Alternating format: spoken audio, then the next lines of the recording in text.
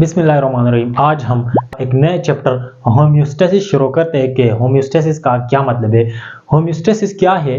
तो हम homeostasis body का एक एबिलिटी है, बॉडी का एक मैकेनिज्म है कि जिसके थ्रू लिविंग ऑर्गेनिजम्स की बॉडी अपने आप को एक नॉर्मल लेवल पर रखती है। तो इस मैकेनिज्म या इस एबिलिटी को क्या कहते हैं? इस एबिलिटी को होम्योस्टेसिस कहते हैं।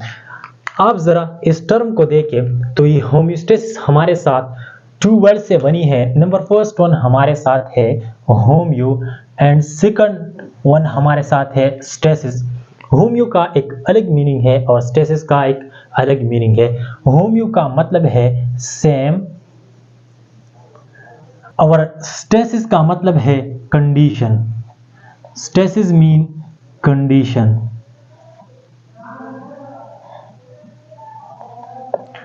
मतलब होम्योस्टेसिस क्या है? ये एक सेम कंडीशन है। अगर शॉर्टली हम लिखें तो होम्योस्टेसिस हमारे साथ क्या है, इसका क्या मतलब है? इसका मतलब है स्टैंग सेम। स्टैंग सेम का मतलब है एक जैसा रहना। अब इसका क्या मतलब है? इसका मतलब है कि बॉडी अपने आप को एक प्रॉपर लेवल पर रखते हैं। फॉर एग्जांपल, अगर ये एक लेवल है, हम मिसाल लेते हैं, कंसिडर करते हैं, अगर बॉडी का ये नॉर्मल लेवल है, ये क्या है? ये बॉडी का नॉर्मल लेवल है। अब अगर ये बॉडी इससे ऊपर चली जाती है तो ये भी बॉडी के लिए क्या है? एबनॉर्मेलिटी है। ये क्या है? ये एक एबनॉर्मेलिटी है। और अगर ये बॉडी इस लेवल से, इस पोजीशन से नीचे चली जाती है तो ये भी क्या है? ये भी इसके लिए एक एबनॉर्मेलिटी है। तो अब स्टैंग सेम का मतलब ये है कि ये बॉडी अपने आप को एक नॉर्मल, एक स्ट्रेट लेवल पर रखेंगे। और इस नॉर्मल लेवल को क्या कहते हैं? इसको होम्योस्टेसिस कहते हैं। तो यहाँ पे मैंने लिखा स्टैंग सेम, मतलब कि बॉडी को एक जैसा रहना चाहिए। बॉडी का प्रॉपर टेम्परेचर होती है, बॉडी का प्रॉपर सल्यूट लेवल होती है, बॉडी का प्रॉपर सॉल्वेंट लेवल होती है। तो इसको ये सारी चीज़ें जो है ना, ये सेम रखनी चाहिए। अगर ये बदल गई, अपना लेवल चेंज करती है, तो इसका मतलब है कि बॉडी में एबनॉर्मेलिटीज पैदा हो जाती है। तो अब मैं डिफिनीशन लिख रहा हूँ। तो होम्योस्टेसिस का डिफिनीशन मैंने लिखा, the ability of in organisms. क्या ये ऑर्गेनिजम्स का क्या है? एबिलिटी है। और एबिलिटी हमें पता है कि एबिलिटी सलाहियत को कहते हैं। क्या ये ऑर्गेनिजम्स का वो सलाहियत है कि जिसके through to maintain their internal environment nearly constant. क्या मतलब है इसका?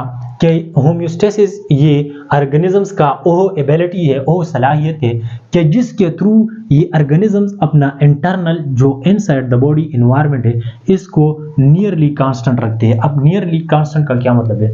नियरली कांस्टेंट का मतलब ये है कि 100% तो ये अपने बॉडी को एक नॉर्मल लेवल पर नहीं रख सकते, क्योंकि आपको पता है, मिसाल हम लेते हैं, बॉडी का टेम्परेचर कभी ज़्यादा हो जाती है, कभी कम हो जाती है, आपको पता है।